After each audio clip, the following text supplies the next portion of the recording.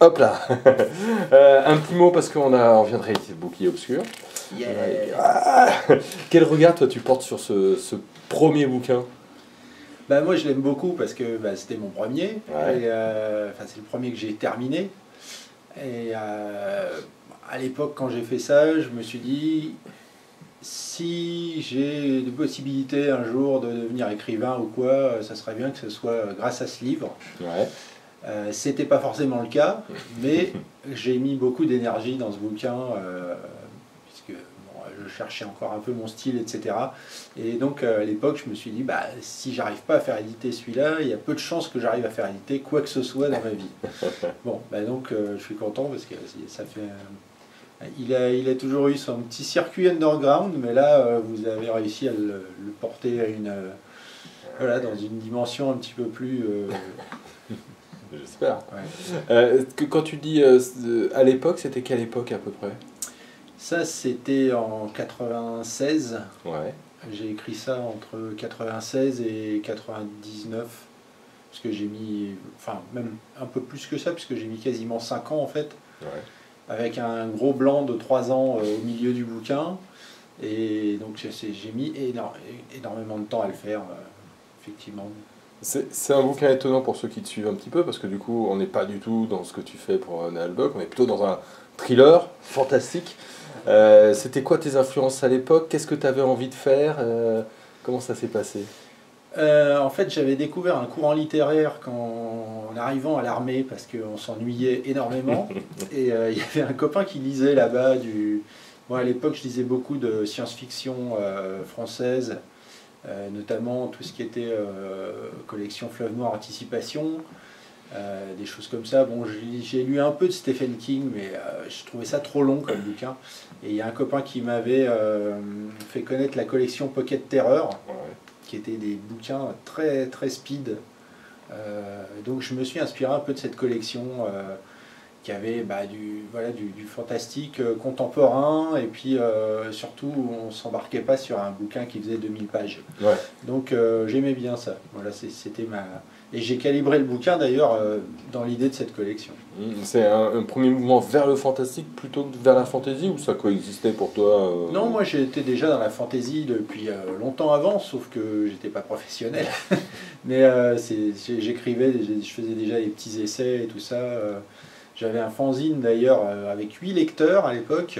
Ouh.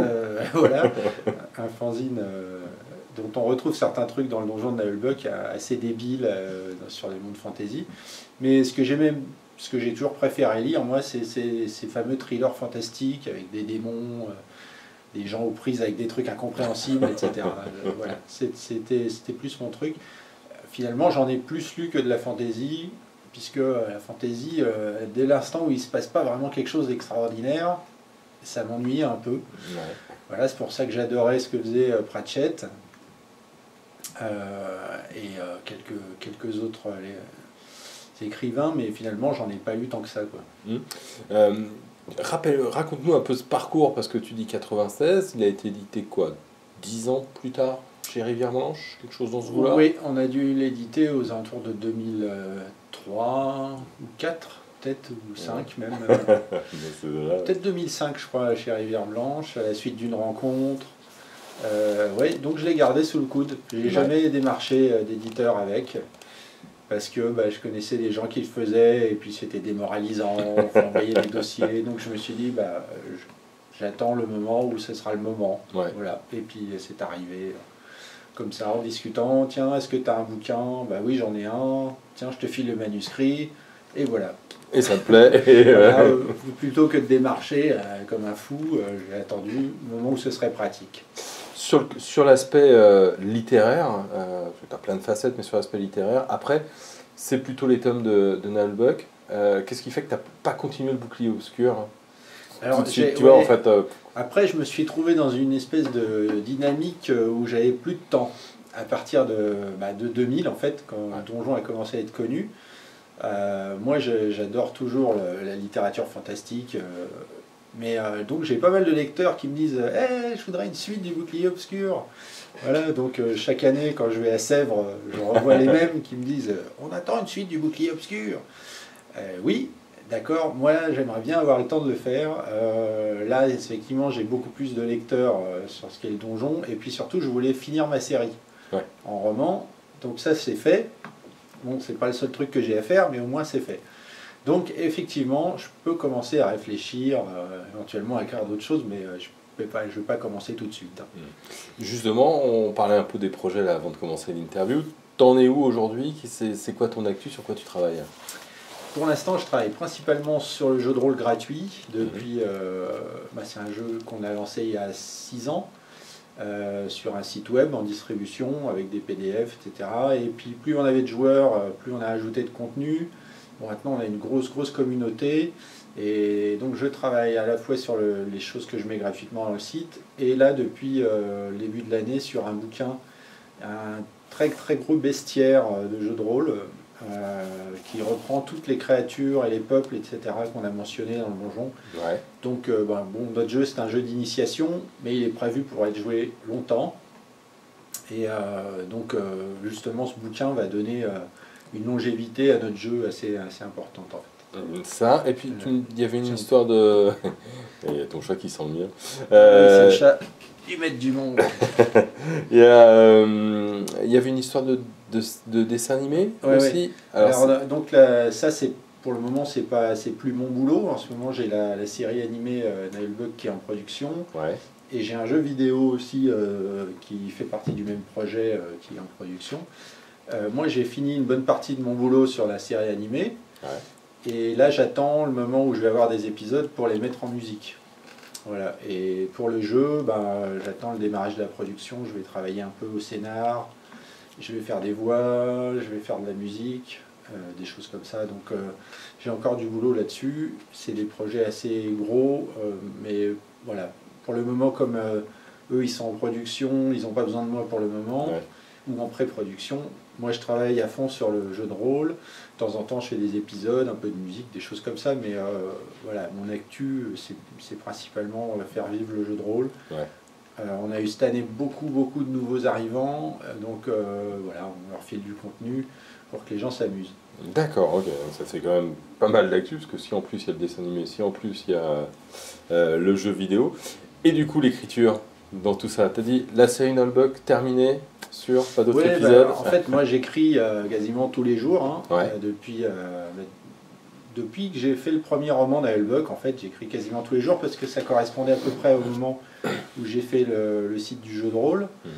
Donc quand j'écris pas du roman, j'écris du jeu de rôle, et puis les deux sont interconnectés, puisque quand j'écris du roman, je mets des choses qui viennent du jeu, et quand j'ajoute quelque chose dans le roman, je l'ajoute aussi après dans le jeu.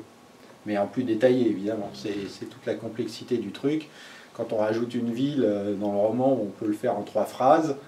Quand on le fait dans le jeu, il faut faire le plan, etc. Éventuellement la liste des PNJ, enfin, tout un boulot. J'écris en ce moment, j'écris tous les jours pratiquement des pages de monstres, créatures, peuples. Là, en ce moment, j'attaque les elfes noirs de Nailbug. Et donc, voilà, des paragraphes. Et ça m'occupe beaucoup. Une dernière question sur le côté musique. Où est-ce que tu en es du groupe et de la musique en général? Cette année, j'ai fait un break Naël Band parce que faire les concerts, les dédicaces, c'est à peu près... En fait, comme j'ai beaucoup d'activités, je suis invité à beaucoup d'événements différents. Je suis invité sur les salons de BD pour la BD, sur les salons non littéraires pour les bouquins, sur les événements divers et variés pour faire de la musique, festival de fantasy ou autre. Des fois, on nous invite juste pour des concerts. Maintenant, il y a les festivals de l'animation qui commencent à vouloir m'inviter. Puis bientôt, il y aura peut-être les festivals de jeux vidéo. Donc tout ça, ça fait beaucoup d'exercices, ça fait beaucoup de déplacements pendant lesquels je ne peux pas bosser. Donc cette année, le Naël Band joue sans moi pour le moment. On a intégré le Mago, qui est un copain du groupe Magoyonde, qui va jouer de la guitare à ma place. Et puis ils ont refait un petit peu les arrangements pour qu'il y ait toujours la même structure au sein du Naël Band. Mais pour le moment, moi je suis en break musique.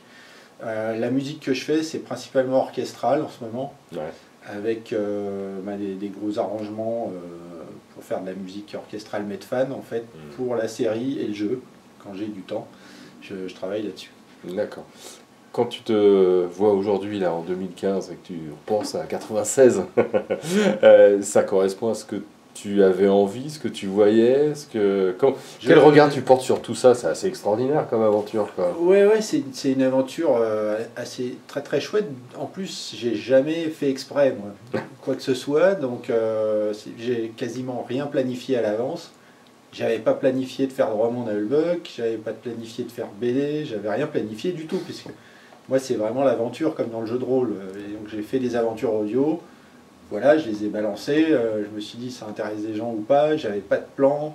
À l'époque je travaillais en entreprise, j'ai fait ça pendant longtemps, où je travaillais sur le donjon quasiment que pendant mes arrêts maladie, parce que j'avais pas de temps. Donc avec des qualités de son déplorables, parce que j'étais enrhumé et tout. À l'époque je dormais vraiment pas beaucoup, maintenant ça s'est arrangé. Voilà, et j'ai jamais rien prévu à l'avance. Donc je me laisse un petit peu, voilà, je laisse les choses se faire en faisant attention à pas faire n'importe quoi. Parce que ça, c'est un peu la marque de fabrique du donjon. C'est pas parce qu'on fait n'importe quoi qu'il faut le faire n'importe comment. En fait, voilà. Donc tout ce que je construis, c'est déjà, je suis quasiment le seul à tout écrire. Donc il n'y a pas, on va pas trouver des trucs complètement bizarres qui sortent du contexte sur les supports divers. Voilà, quand on a fait un jeu de plateau avec Repoprod en Belgique. On s'est penché sur le truc, eux ils connaissaient bien le donjon, moi je les ai conseillés, etc. C'est pas un truc qui est sorti juste de licence. Ouais, bien sûr. Voilà. Et dedans, tout est validé, ça correspond à ce qui se passe dans la Hulbuck. Effectivement, quand on joue, on ressent l'ambiance du donjon, ça part dans tous les sens, etc. Et ouais, il y a une sorte de cohésion du fait que je travaille beaucoup, tout le temps, sur tous les supports en fait. Est-ce que c'est une chance ou est-ce que c'est pesant aussi de temps en temps? Ah c'est à double tranchant, parce que l'avantage c'est que je maîtrise vraiment ce qui se passe dans le donjon, enfin dans le donjon et dehors, mais le truc c'est que je prends jamais de vacances, parce qu'il y a toujours quelqu'un qui attend quelque chose. En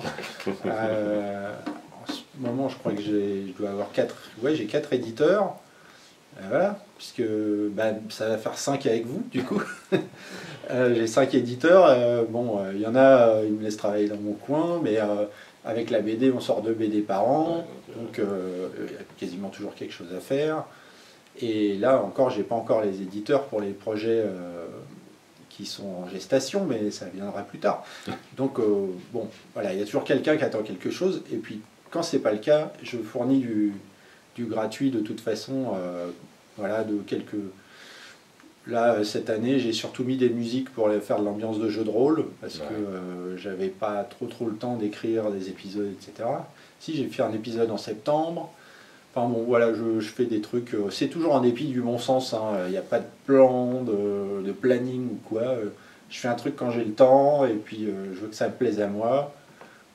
Et si ça me plaît à moi, il y a des chances que ça plaise à mon public. Des fois, c'est pas toujours le cas, des fois, c'est le cas. Voilà, c'est pas calculé, quoi. Et une dernière question, comment tu vois la suite par rapport à tout ça? Qu'est-ce qu'on pourrait te souhaiter? Comment est-ce que tu vois les choses se pour le développer? moment, si ça continue juste comme ça, c'est bien. Le truc, c'est que le donjon, quand il sortira en série, il va devenir international, puisqu'on va sortir en anglais. On a déjà l'Espagne qui s'est porté, qui s'est avancé pour commander le programme. On va avoir d'autres pays, on a des pays nordiques, etc. Donc, moi après, je ne vais pas aller dans tous les pays faire des conventions, c'est sûr. Déjà en France, il y en a déjà beaucoup. Je vais essayer de garder du temps pour bosser, surtout, et puis voilà, rester cool, quoi. C'est l'idée. C'est un joli mot de la fin, ça marche. Merci.